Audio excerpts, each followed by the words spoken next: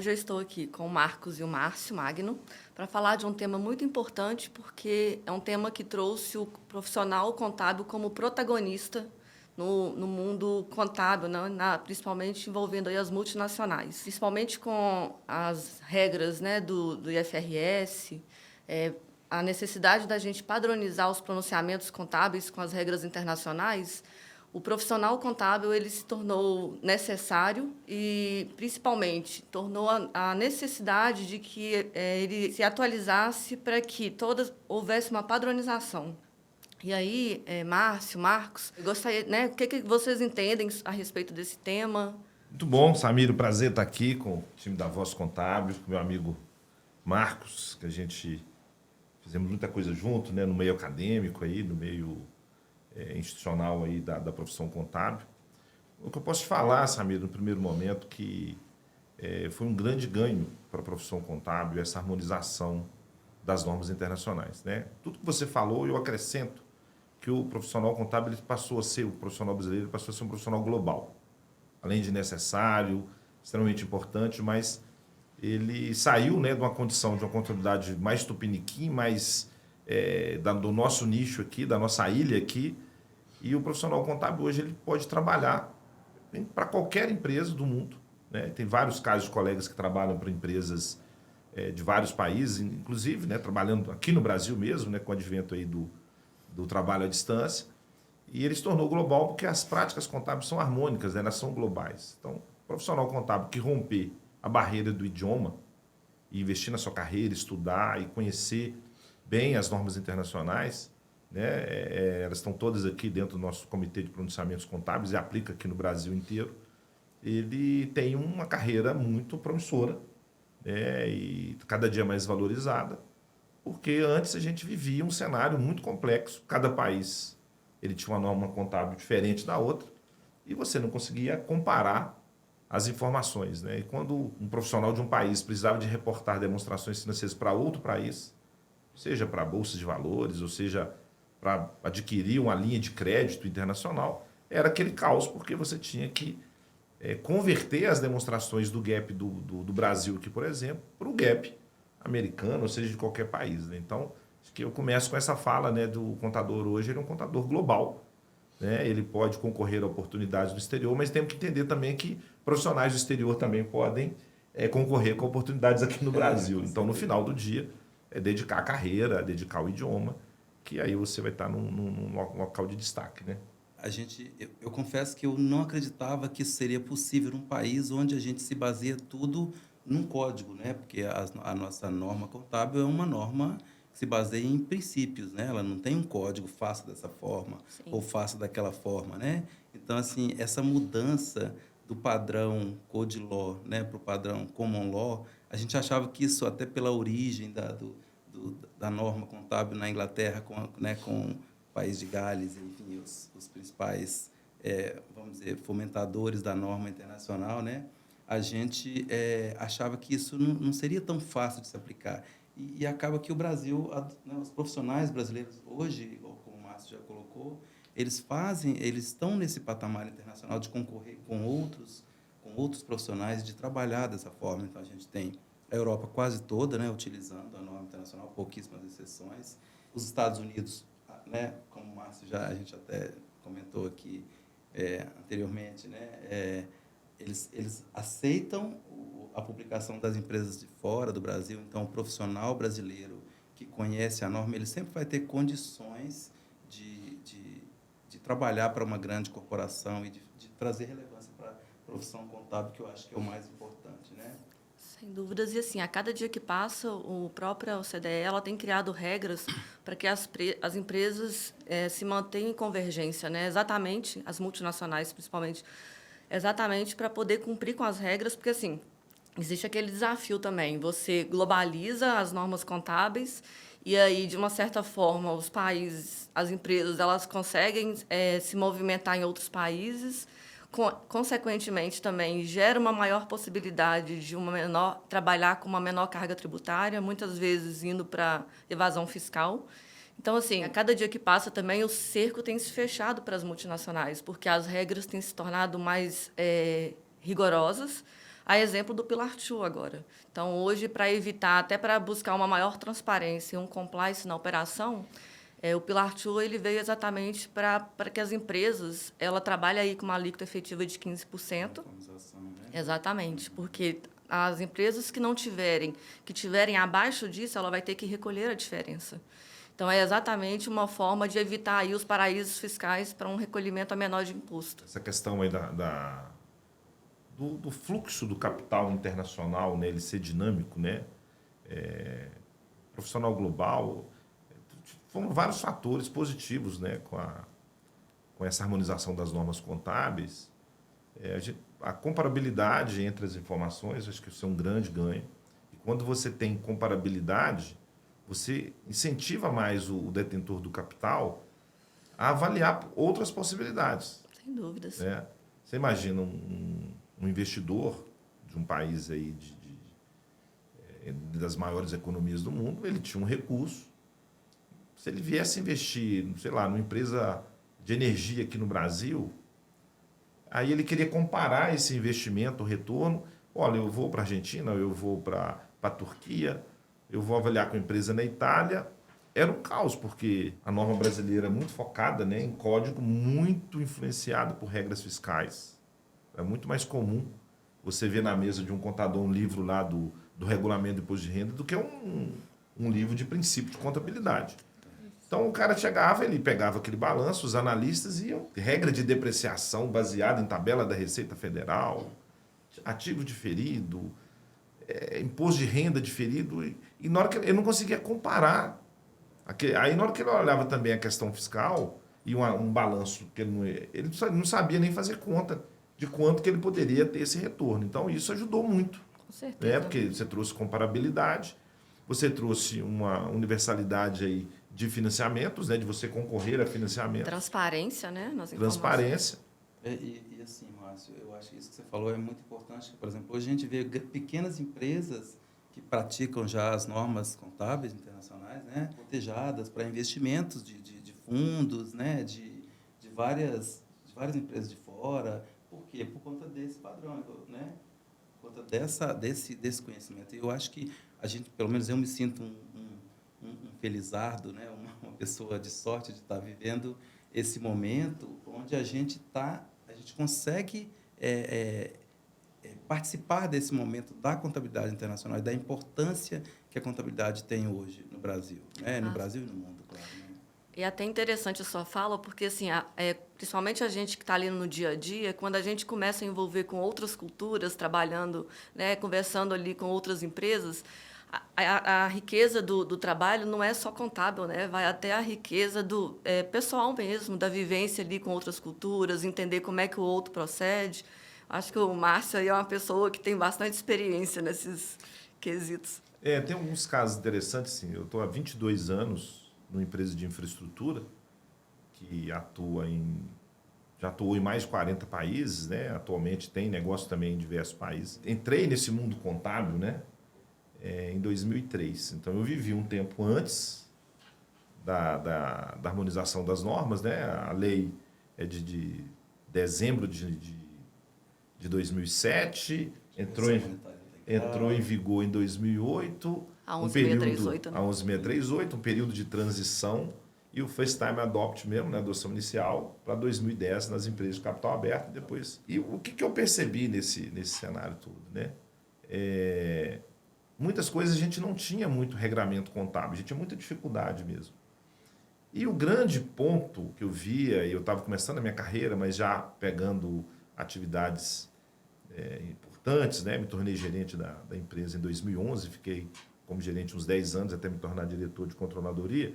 O bicho-papão era consolidação. Como que eu consolido balanços e informações de dezenas de países quando eu não tinha um gap, uma norma contábil harmônica, né? Eu tinha gaps em diversos países, em 4 continentes, né? As Américas, Europa, Ásia e África. E cada um reportava e nós tínhamos ali, a duras penas, que criar algumas premissas, e na época tudo em Excel, e mandar ficheiros, né? Templates, para que os profissionais de contabilidade desses países fizessem alguns ajustes, pelo menos os básicos, né? Para trazer para uma informação para a gente trazer aqui, consolidar minimamente em reais, né? Porque é a nossa moeda de apresentação.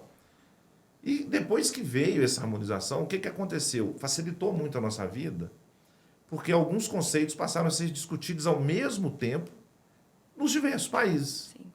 Então, hoje, para você fazer uma consolidação, né, receber informações de diversos países, alguns termos têm que ser muito bem solidificado, entendido pela equipe. Então, nós temos profissionais de contabilidade de 40 países. Durante esse período, eu fiquei responsável também pela controladoria de uma empresa portuguesa nossa, que cuida da Europa, Ásia e África. E eu tive na minha equipe senegaleses, pessoas da Guiné, de Moçambique, Angola, Argélia, Mauritânia, Mali, além de cuidar aqui da consolidação das Américas, aqui com todos os países da América Latina. Quando começou esse assunto, beleza, o CPC 02, né, que foi criado lá antes da 11638, né, com o advento lá da publicação da União Europeia, o primeiro ano de publicação em IFRS foi 2005, e casou com a criação aqui do CPC. Ele teve validade com a Lei 11638. Beleza, nós tivemos a norma de impairment, com o CPC 01, e o CPC 02, que está no cerne da nossa discussão aqui, né? Que é transações em moeda estrangeira e o efeito de variação cambial. Eu tive a oportunidade de fazer um workshop aqui em Belo Horizonte com todos os contadores nossos de todos os países. Porque veio a 11638, o ano de 2008, transição, consegui recurso, né, e investimento. E no hotel ficamos uma semana imersos, eu e alguns colegas que lideravam a contabilidade, discutindo com todos eles os assuntos que foram mais relevantes: moeda funcional, moeda estrangeira, moeda de apresentação, itens monetários e não monetários. E, com isso, a gente conseguiu resultado abrangente, regras de conversão, balanço por ponta, DRE por média, o ideal é que fosse por transação, mas não era crível. Beleza, o tempo foi passando, as pessoas foram aprendendo, a minha equipe foi melhorando, era tudo em Excel, depois a gente foi sistematizando. Ter um RP global também é importante, nós implantamos um RP super famoso, que ele está implantado em todas as empresas do grupo, isso facilita, em tempo real eu pego informação de qualquer país do mundo. E aí, para passar a palavra aqui para o Marcos também, para ele contar um pouco das experiências dele, um caso que me chamou a atenção. Eu fiz graduação antes da 11638. Eu colei grau em 12 de julho de 2008. Eu fui orador da turma e falei: olha a nossa responsabilidade. Nós aprendemos contabilidade de um jeito e temos que aplicar de outro. Verdade. Não é uma mudança de regramento tributário. É sair do Code Law para ir para o Common Law. É como se a gente reaprendesse a falar. É diferente. A ciência, o débito e crédito não mudou nada, mas a nossa interpretação é outra. Eu lembro disso até hoje. Eu tenho esse meu texto da oração lá, do discurso, né, do orador da formatura até hoje. E isso ficou muito forte na minha cabeça, que a gente viveu isso tudo.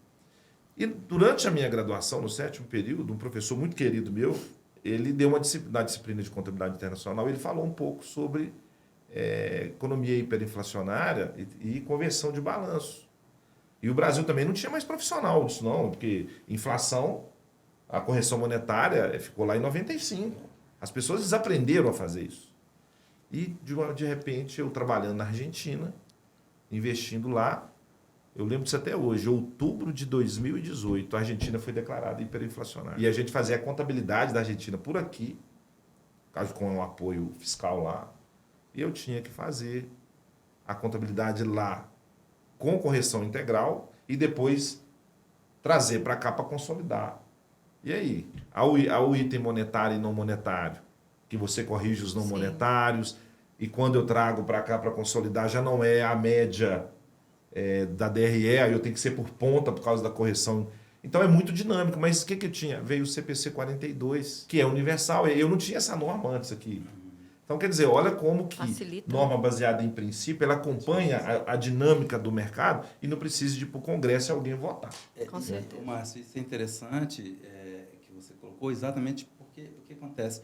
O próprio IASB, né, ele tem acompanhado o tempo inteiro, se você reparar, né, as novas normas que têm se atualizado e que têm surgido, né, em alguns, por exemplo, a atualização da DRE, por exemplo. Né? A gente está falando de investimento, eles criaram um conceito lá, um EBITDA ou EBITDA, depende da forma que se prefere quero dizer, ele é utilizado, criaram uma métrica, vamos dizer, um consenso internacional financeiro entre os investidores, criaram uma métrica para avaliar essas empresas, criaram uma EBITDA lá, uma EBITDA.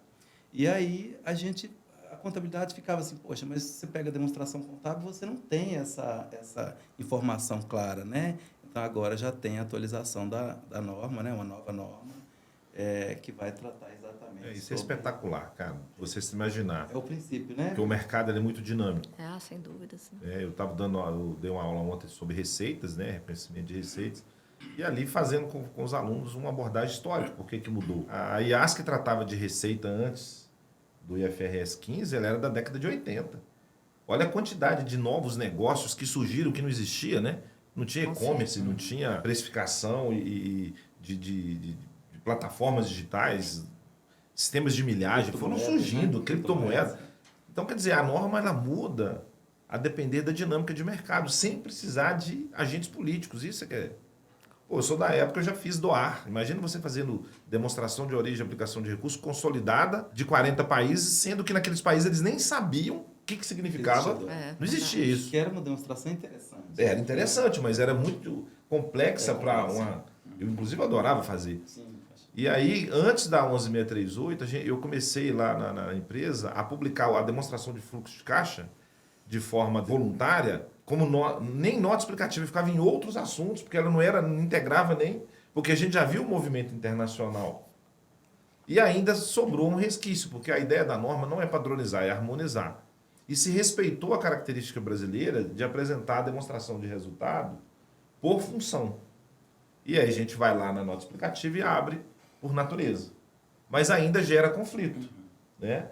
Ainda você pega um balanço da Europa, Portugal, Itália, é inverso. A gente tem muito essa preocupação, ativo circulante, ativo não circulante, porque a gente precisa de calcular índices. Porque todo edital de licitação pública precisa, liquidez corrente, geral. Então, para nós, isso ainda é relevante. Quando você pega um balanço português, eu com a minha equipe lá também em Portugal, o ativo permanente ele vem primeiro. O não circulante ele vem antes do circulante. Mas isso não impediu que as pessoas conseguissem analisar as demonstrações. E essa mudança da demonstração de resultado, e ela aproximada com a lógica do fluxo de caixa, né? Você ter o resultado operacional por investimento e financiamento, ela vai trazer ainda mais facilidade comparativa. Mas olha a flexibilidade, você tem uma norma que é baseada em princípios e ela é alterada pelos players de mercado, pelos aqueles que usam, precisam de acompanhar. Isso é que é o grande ganho, né? Com certeza, né? Até o Marcos tinha comentado sobre a questão do impacto no valuation, né? Como é que seria isso, Marcos? Então, a gente, né, assim, eu trabalho um pouco com essa parte de avaliação, né, já há bastante tempo. E a gente sempre, o que a gente avalia sempre antigamente você não conseguia fazer um valuation de verdade, né, Márcio? O Márcio está aí, vocês devem adquirir empresas, né? A Samira também tem a parte de reporte toda aí para o exterior, né? Nós estamos vendo aqui duas vertentes bastante importantes da contabilidade, né? Dos reportes de contabilidade. O Márcio aqui consolidando aqui dentro, a Samira fazendo enviando os reportes para o exterior, né? Então, assim, são situações muito importantes, né? Que trazem a relevância do profissional contador, né? Para o profissional contador. E o valuation, quando você vai montar um valuation, vai criar um valuation, a gente tem várias métricas, mas quando você observa que essas métricas, no fundo, todas elas se baseiam na contabilidade, nos seus princípios, né? Porque, por exemplo, você pode fazer um valuation baseado somente vou pegar um múltiplo de mercado. Tá bom, mas o múltiplo de mercado para um setor que tem duas empresas serve para quê? Né? Então, assim, a gente está falando eu sou do setor de transportes hoje, né? Então, eu estou numa empresa que nós temos duas empresas na Bolsa. Como é que eu vou pegar um múltiplo de uma empresa dessas duas da Bolsa e falar que se aplica ao nosso setor, né? Então, a gente tem que usar todos os outros fundamentos da contabilidade, que esse padrão internacional, onde você consegue reportar para os vários países diferentes, né? Te permite fazer um cálculo mais apurado, mais adequado, e que as pessoas de fora consigam entender, né? Então, eu acho que esse impacto no valor verdadeiro das empresas, até nas pesquisas, né, Márcio? A gente está falando assim, a gente vê as pesquisas acadêmicas, né, que são feitas hoje. Imagine antes das normas internacionais. As pesquisas brasileiras elas não tinham nem relevância em relação a isso. Não estou falando que não existiu. Mas quem quer consumir? Quem quer consumir uma pesquisa Exato, sobre um fenômeno contábil, uma comparação entre balanços de empresas? Um país de terceiro mundo, da América Latina ali, né? E até para os investidores também, né? Quando você não tem, né, foi o que o Márcio explicou anteriormente, assim, a dificuldade de você conseguir enxergar o que o outro país possui de riqueza ali. Ficava até difícil deles entenderem se de fato poderia ou não investir, né? Porque acaba sendo uma incógnita. Não conhecia, exatamente. Exatamente. Eu até comentei, né, anteriormente, eu tive uma situação assim em relação a isso de uma colega que ela é profissional nos Estados Unidos, contadora há muitos anos, e ela foi abordada porque, como ela era brasileira, né, estava naquele momento de transição, e os fundos americanos queriam fazer investimento, ela era responsável pela gestão de fundos lá, e queriam que ela entendesse a contabilidade brasileira, não era normas, né? Era a lei somente, né?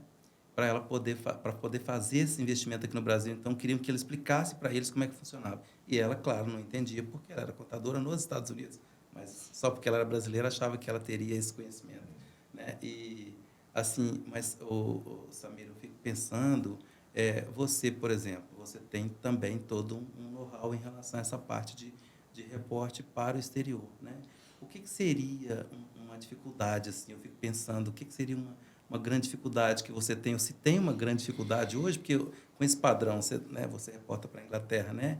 Então a gente tem como os padrões não são iguais, obviamente, mas são muito parecidos, né? Porque a Inglaterra tem algumas coisas específicas deles, mas está na norma internacional, né?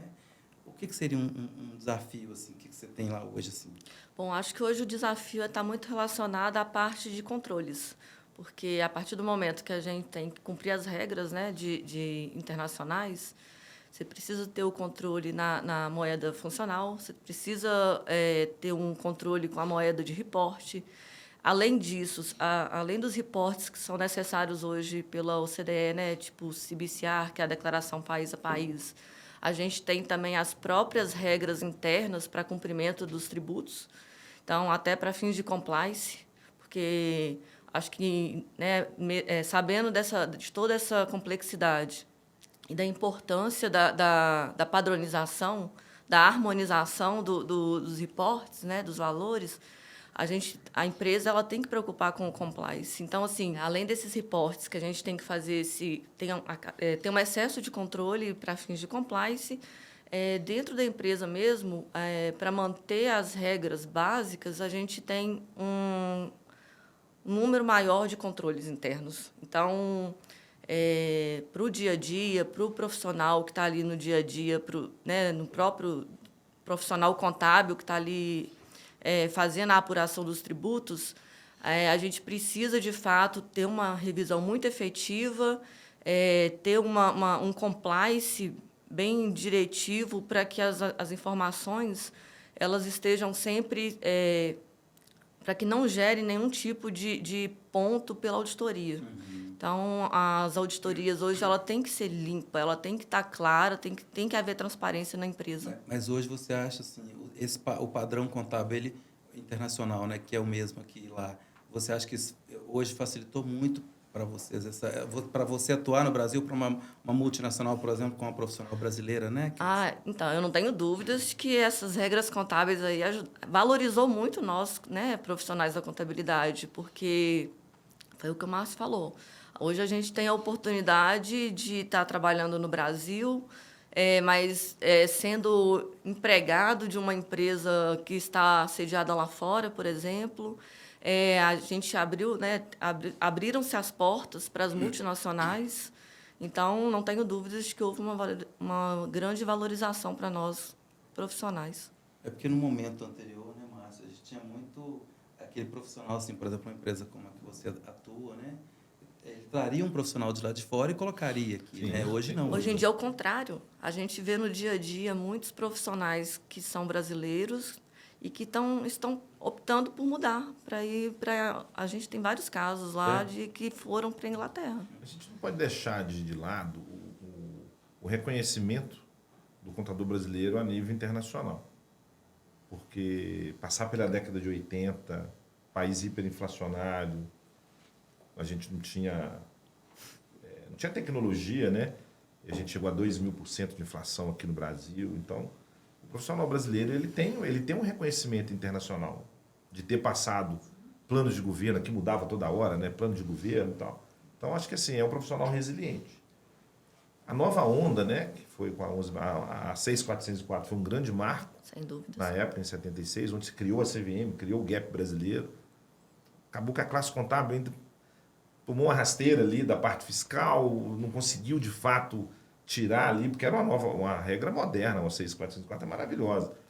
Mas ainda ficou muito a ideia do lucro real, né? O lucro contábil não era o real. Então, quer dizer, só isso você já desmoralizava um pouco o processo. Mas esse ponto, ele gera, quando você trabalha no ambiente internacional, ele gera algumas curiosidades, né? Então, eu tenho um colega que hoje ele é o gerente da contabilidade lá do meu time, né? Ele assumiu minha cadeira lá quando eu me tornei diretor. Ele veio de uma empresa que ela é uma empresa brasileira com um acionista gigante brasileiro e um acionista internacional. 50-50. E os dois acionistas não concordavam qual era a moeda funcional da empresa.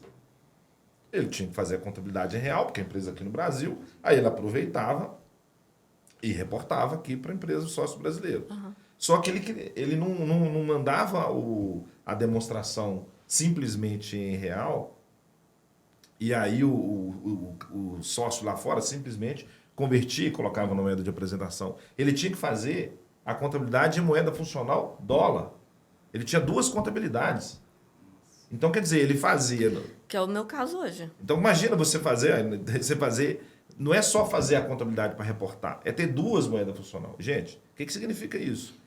Quando você fala que a moeda funcional é real, qualquer transação em dólar ou qualquer outra moeda é moeda estrangeira. E aí você calcula a variação cambial. Quando você pega essa mesma contabilidade aqui no país e fala que a moeda funcional é dólar, tudo que ele transacionou em real passa a ser moeda estrangeira. Ele vira variação cambial. Você chega em dois resultados, mas aí foi uma questão mais de conselho, são duas indústrias muito grandes e não chegaram a um consenso. Mas as experiências mais interessantes, assim, a gente tem várias, né? É porque quando você vai para um ambiente internacional, você começa a ter que conviver e compreender as culturas locais. Isso enriquece muita gente. Ah, sem dúvidas, né? Muita gente acha, né, Portugal, fala português. Eu tive a experiência de levar minha esposa comigo. A gente estava implantando o sistema lá na época. Meu filho estava pequenininho e eu estava ficando 20 dias, 25 dias. Aí eu estava sentindo falta dele, né? Falei, vamos comigo, pelo menos, né? Ele está com um aninho, a gente não sente tanto. Quantas vezes que eu me peguei traduzindo o português de Portugal para ela? Mas porque é diferente. Quando a gente migrou o sistema em Portugal primeiro e trouxe para o Brasil, gente, é uma piada. Né? Aí estava conversando com os portugueses, olha, temos que fazer o abate de viatura ligeira. Eu falei, que abate de viatura ligeira? O que é isso? É baixa de mobilizado, viatura, carro, carrinha, comboio. Então, você vai vendo aquilo ali, então você vai aprendendo muito, né? Com a rigidez, né? do português, ele é muito... literal, né? É literal, ele é rígido, muito culto, né? Aí o brasileiro já é mais espojado, aceita se comunicar de uma maneira, às vezes com duplo sentido, e uma palavra significa várias coisas. E você vai até para um ambiente hostil, né? De trabalhar em países que está ali na mão de ditadura. Sem dúvida. Nós tivemos canteiro de obra invadido, problema com terrorismo, momento de tirar a equipe de campo, guerrilhas aqui da América do Sul, a ponto de sequestrar profissionais da companhia, isso mais para trás, né? Não recente.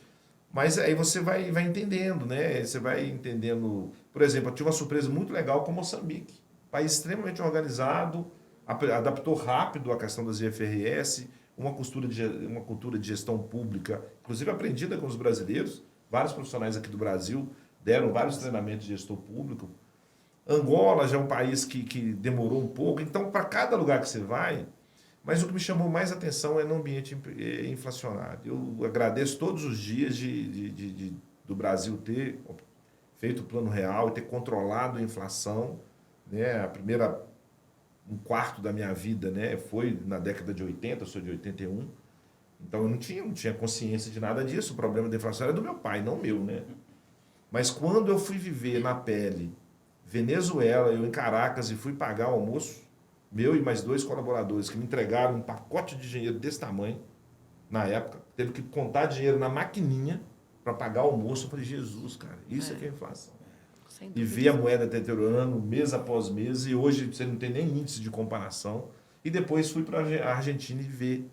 Né? Até fui passear, levei minha família, meus meninos ficaram impressionados, né? O povo na rua gritando câmbio, câmbio, câmbio, troca o câmbio, aí você tem que ir em casa de câmbio levar dinheiro para pegar aquele monte de nota, e aquilo assim é surreal, né? Sem dúvida. E tem muitos países, alguns países ainda vivem essa realidade.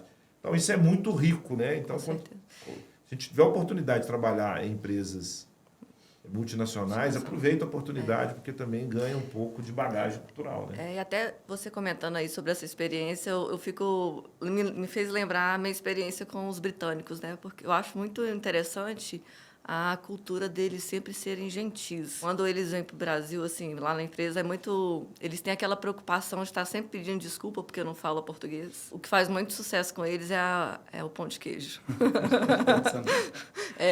Cheeseball.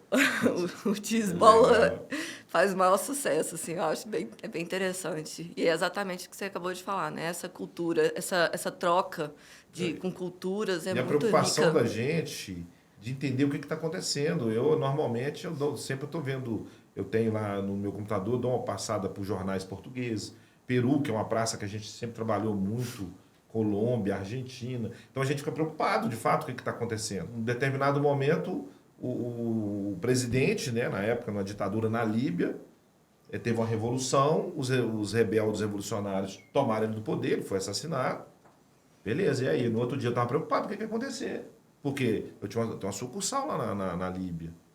E a gente perdeu completamente o controle daquele ali. Simplesmente nós tivemos que desconsolidar do balanço, usando a regra de que quando você perde o controle, porque a gente ficamos sem reporte lá há mais de 10 anos.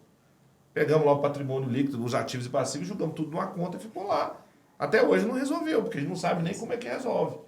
Porque acontece isso. É engraçado, Márcio, você dizendo isso, assim, como que todos esses impactos macroeconômicos acontecem de guerras, né? Você está falando de uma ditadura, basicamente, né? Como que tudo isso impacta na contabilidade de uma forma, né? Você como profissional, né, de dezenas de anos de experiência, vamos dizer assim. Duas décadas. Mais de 2 décadas de experiência, né? Eu fico pensando assim, esse profissional, esse perfil do profissional, né, que você tem visto hoje no mercado, assim, conhecendo o brasileiro, o perfil do profissional brasileiro, você que conhece de vários outros países, né, que você lida com eles, a Samira também, eu fico pensando assim, como é que vocês avaliam isso, assim, o profissional brasileiro, contador, hoje em relação a o resto do mundo que vocês... Eu posso dizer, assim, que hoje depende muito do profissional. Acho que a oportunidade está aí. As regras vieram, essa harmonização veio exatamente para dar oportunidade. Eu acho que cabe a cada um do profissional de contabilidade abraçar essas oportunidades, igual o Márcio mencionou. É interessante a gente, se tiver oportunidade, busque uma multinacional para ter esse enriquecimento, para ter... Não tenho dúvidas. Acho que a ideia é exatamente isso, é ter essa vivência e ter esse objetivo de querer crescer na área contábil. Mas assim, você acha que esse profissional brasileiro hoje, ele tá no nível equiparado assim, né, do que você conhece, dos que você lida aqui, dos que você lida lá fora? O que vocês acham? Assim? Olha, eu vou, assim, você está um pouco duro na resposta, porque além da vida executiva, né, eu tenho a minha vida acadêmica, então eu estou com um aluno o tempo todo e sempre percebendo. O que eu falo com os alunos, e eu demorei um tempo a entender por que na faculdade eu tinha que estudar sociologia, filosofia, da minha origem, né, da católica até cultura religiosa. Cara, é impressionante como que a turma hoje ignora um pouco essas coisas. O aluno de contabilidade, ele tem que dominar a ciência contábil, é óbvio. Mas tem um diferencial muito grande quando ele tem interesse por geopolítica, por economia, por história. Eu dou aula, eu tento transmitir para os meus alunos, você trouxe Code Law e Common Law, o contador que não entende o que é direito consuetudinário e o Code Law, e o que isso tem impacto na formação da nossa sociedade e na nossa profissão contábil, ele não entende da ciência, querido. E muita gente hoje está com muita preguiça de estudar essas coisas. É um imediatismo, eu tenho resposta para tudo, mas eu tenho pouco conhecimento. E vou além... Então, isso para mim é uma coisa que eu tenho tentado chamar a atenção. Eu trabalho com alunos de MBA, não trabalho com graduação mais. Falei assim, olha, dê importância para isso. Leia jornal, se informe, não só pela técnica contábil. Sim. Porque contabilidade, que é a ciência do patrimônio, que estuda o patrimônio de uma empresa, que é uma célula social, que sofre impacto do meio e leva impacto do meio. Como que você não quer entender a história do país, a cultura daquele país que você está trabalhando? Sem E do dúvidas. seu, principalmente. E vou além mais. Fica uma dica, né? E vou além mais. Assim, olha, quando a gente analisa no dia a dia lá com os próprios estagiários, você vê uma certa ansiedade em chegar querendo já fazer o ponto principal, mais complexo, sendo que... A jornada não é valorizada, né? Exatamente. Eu sempre explico. Falei, gente, olha, trabalhar ali com a nota fiscal, entender o que uma nota fiscal significa, o que as informações trazem de importância, é fundamental para você chegar no nível de apuração de tributos, de contabilização. Não tenho dúvidas. E, normalmente, o que a gente vê é uma ansiedade deles. Já chegar falando, isso aqui eu não quero fazer. Isso, sim. Então, assim, eu acho que, né, respondendo a sua pergunta, se o profissional hoje, o aluno, ele buscar se informar, estar sempre apto a querer aprender desde aquela parte básica, aprender, né, igual o Márcio acabou de explicar, todo esse fundamento, toda a parte histórica, acho que ele tem tudo para ser um excelente profissional contábil. Você se comunicar com as pessoas. O último caso aqui, desses curiosidades, né? Quando eu liderei uma equipe em 3 continentes, e eu tinha muitos muçulmanos, e eu tinha um profissional da equipe lá de Portugal, que ele era filho de muçulmano, e ele cultivava a religião muçulmana. Ele era adepto, né? Ele era da religião. E aí estava no período do Ramadã, mas ao mesmo tempo ele cultura aquela obediência do português, né? Ele chama lá o diretor de contrato, lá, engenheiro fulano de tal, chama outro de doutor, aquela coisa de respeitar a hierarquia. Eu convidei ele para almoçar e ele ficou com muita dificuldade de não ir, e ele estava jejuando, ele estava no período do Ramadã, ele só comia à noite. Ele pediu uma outra pessoa para falar comigo, para me pedir desculpa, ele não teve coragem.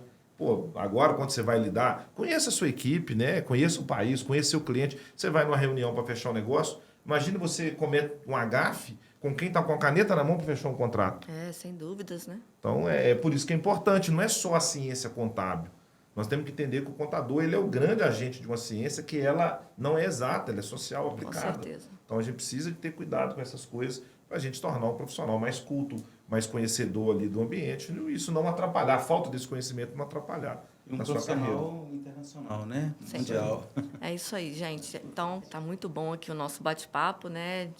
Foram muitas trocas aqui, muita riqueza.